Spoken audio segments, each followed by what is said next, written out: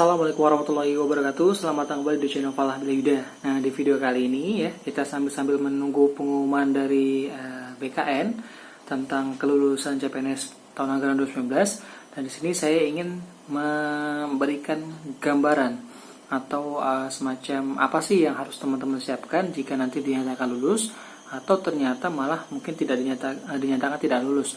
Termasuk juga bagaimana alur pemberkasan secara digital yang tahun ini akan diterapkan pada pemberkasan CPNS dan juga berkas apa aja yang harus teman-teman upload nantinya di pemberkasan digital ini. Namun sebelum saya sampaikan hal tersebut, ada baiknya buat kalian yang belum subscribe channel saya ini, silakan untuk kalian subscribe terlebih dahulu. Jangan lupa untuk nyalakan loncengnya biar kalian selalu mendapatkan notifikasi terupdate dari channel YouTube saya ini, terutama untuk kalian yang sedang mencari informasi seputar CPNS. Dan jangan lupa untuk di like dan di share biar informasinya tidak hanya berhenti di kalian aja, tapi juga bisa bermanfaat untuk orang yang membutuhkan sama seperti kalian. Oke teman-teman, seperti yang saya bilang tadi bahwa kita akan membahas atau saya akan memberikan gambaran mengenai apa sih yang harus kalian lakukan setelah nantinya dinyatakan lulus pada saat pengumuman pada tanggal 30 Oktober nanti, atau mungkin malah dinyatakan tidak lulus. Nah, untuk kedua hal tersebut ada beberapa alur pembagiannya. Nah, jika memang nantinya teman-teman misalnya dinyatakan tidak lulus, teman-teman punya dua pilihan. Yang pertama, teman-teman tidak menyanggah, artinya teman-teman membiarkan saja karena memang secara perhitungan juga memang teman-teman gak lulus. Misalnya nilainya sudah sesuai yang ditampilkan dan ternyata memang teman-teman tidak lulus. Nah, namun jika yang nanti pada saat pengumuman nilai teman-teman mengalami pengurangan sehingga membuat teman-teman tidak lulus, nah teman-teman bisa mengajukan yang namanya sanggah. Sanggah ini mirip ketika teman-teman dinyatakan tidak lulus administrasi, teman-teman bisa mengajukan sanggah dan nantinya akan dinyatakan lulus jika memang ternyata dokumennya sudah sesuai.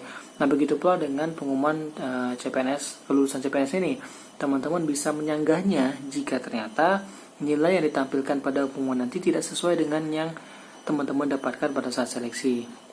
Jadi ini membuka kesempatan, menutup kesempatan buat mereka yang mau berbuat curang, karena yang suka memanipulasi nilai ini akan tertutup dengan adanya masa sanggah ini. Jadi teman-teman nggak perlu khawatir nilainya akan dikurangi, karena jika ternyata ada yang mengurangi nilai teman-teman bisa mengajukan sanggah. Ini buat yang dinyatakan tidak lulus. Lalu bagaimana untuk yang lulus? Untuk yang lulus nanti akan mengikuti tahapan pemberkasan atau mengajukan pengunduran diri. Jadi buat teman-teman yang mau ternyata misalnya sudah dapat pekerjaan yang lebih baik, teman-teman bisa untuk memilih untuk mengundurkan diri. Namun jika memang teman-teman mau untuk lanjut ke tahap pemberkasan, teman-teman silakan lanjut ke tahapan pemberkasan. Nah, untuk tahapan pemberkasan sendiri, alur pemberkasannya yaitu yang pertama, teman-teman harus login ke dalam akun SSCN-nya. Nah, pastikan teman-teman ingat lagi akun dan juga passwordnya teman-teman. Jika teman-teman lupa password SSCN-nya, teman-teman bisa klik tombol lupa password. Bisa sudah disediakan, nantinya akan dikirim ke email teman-teman. Lalu setelah teman-teman login ke dalam akun SSCN, teman-teman mengisi daftar riwayat hidup. Nah, daftar riwayat hidupnya nanti sepertinya akan disediakan online, jadi teman-teman ngisi aja langsung. Setelah login, teman-teman isi daftar riwayat hidup, kemudian daftar riwayat hidupnya itu dicetak, di print kemudian di-upload lagi. Tapi di-upload lagi ini setelah teman-teman tanda tangani. Jadi tujuan di print itu biar teman-teman bisa tanda tangan, kemudian di-upload lagi DRH-nya berikut dengan dokumen pemberkasan. Nah, dokumen pemberkasan yang dibutuhkan apa aja nih? Nah, ini saya akan sampaikan. Untuk dokumen pemberkasan yang dibutuhkan yaitu yang pertama, pas foto terbaru dengan pakaian formal, backgroundnya merah. Ya, ingat pas foto terbaru, pakaiannya formal, backgroundnya merah. Mau pakai jas boleh, baju putihnya boleh. Yang penting pakaiannya formal dan backgroundnya merah. Pas foto terbaru. Lalu ijazah asli untuk lulusan dalam negeri dan juga ijazah pernyataan dikti untuk lulusan luar negeri.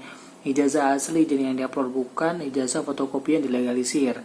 Selanjutnya adalah transkrip nilai asli ya. Ini juga dokumen asli sama dengan ijazah.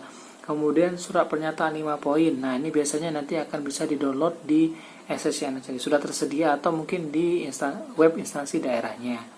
Setiap instansi mungkin punya beberapa pernyataan sedikit berbeda. Tapi kalau surat pernyataan 5 poin ini ya sudah sesuai dengan Perka BKN nomor 14 tahun 2018, jadi mungkin sama.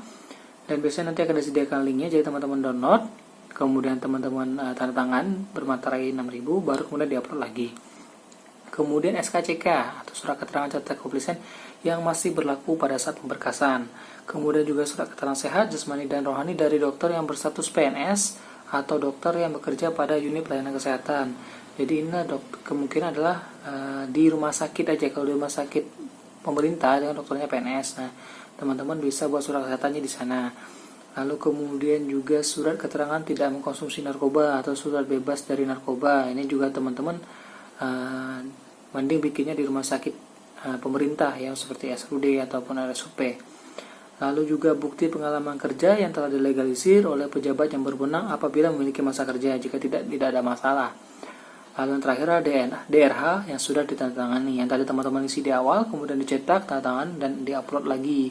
Nah, ini adalah berkas-berkas yang harus teman-teman siapkan untuk menghadapi pemberkasan digital CPNS 2019 ini.